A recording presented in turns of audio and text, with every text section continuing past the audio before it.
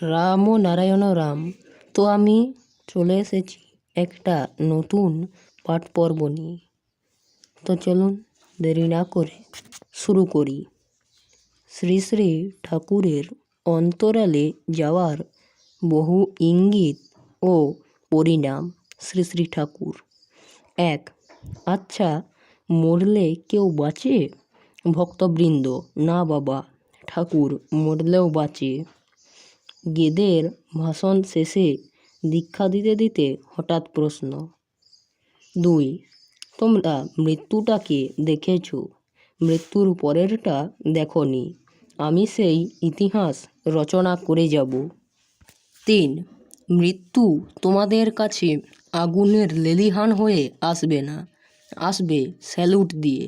এসে বলবে, পরমপিতা আপনার শুভ ইচ্ছামৃত্যু কামনা করেছেন, আপনি কি এখন যাবেন?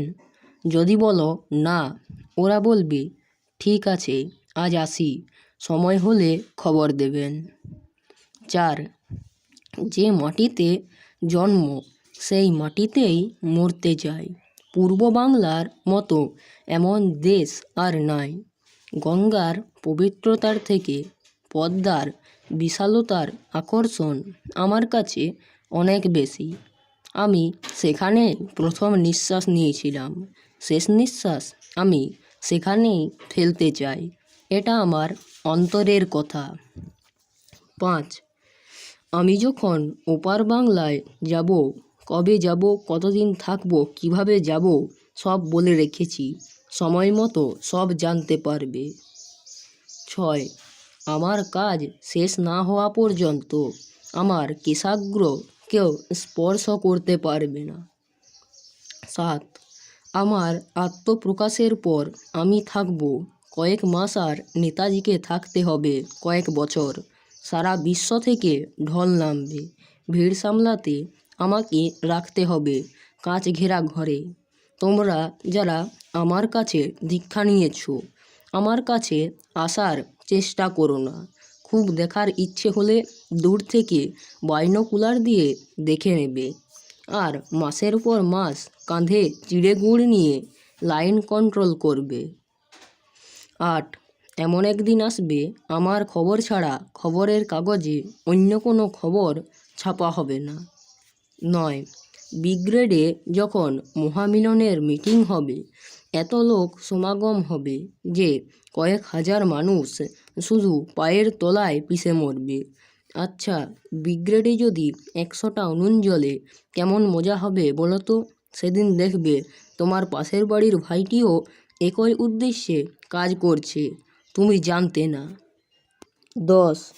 যুগ পরিবর্তন হচ্ছে এক আমল হতে আরেক আমল, কাজেই রিভলিউশন আসবেই। মানুষের ভাব জগতে উচ্ছিষ্টের ভিতর আমি যাব না, একেবারে নিউ লাইট দিয়ে যাব। 11.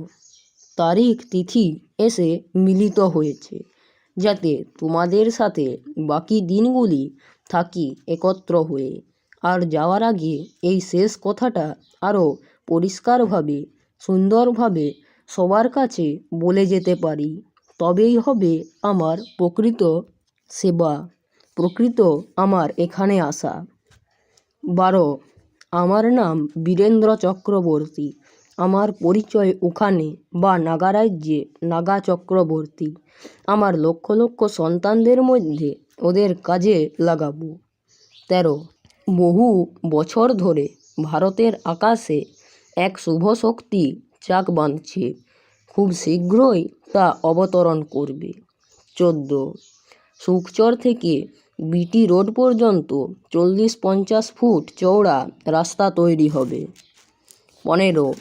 এই গঙ্গার গতিপথ বদলে যাবে, আদি গঙ্গার রূপ বইবে, পলি পড়ে ওখানে হবে বিদেশি ভক্তদের আবাসস্থল, বাসের মাঠে হবে এয়ারপোর্ট।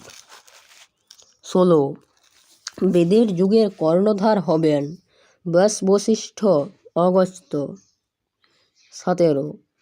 আমি দেহ থাকাকালীনই রেঞ্জের বাইরে নিয়ে যেতে চাই, আকর্ষণ মুক্ত করতে চাই।